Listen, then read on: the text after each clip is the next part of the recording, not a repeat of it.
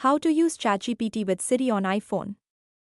Download the ChatGPT app on your iPhone from App Store and sign up for an account.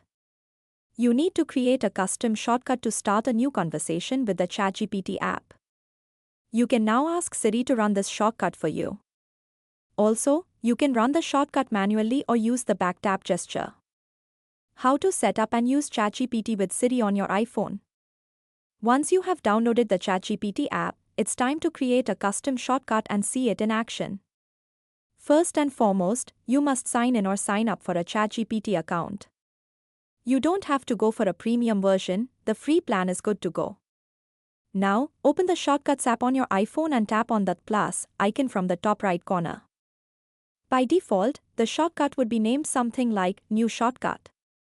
You can tap on the small down arrow icon to rename the shortcut. We've renamed it to Smarter Siri. Now, tap on Add Action and type ChatGPT in the search bar at the top.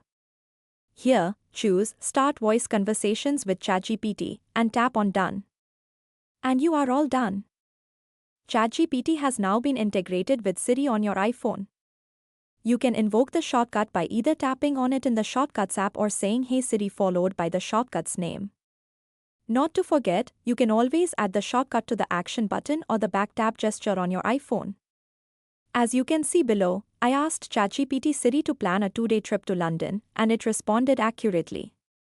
However, remember the shortcut might take a little time to connect to the ChatGPT's server load or it may be down altogether. However, in my experience, it worked most of the time without problems.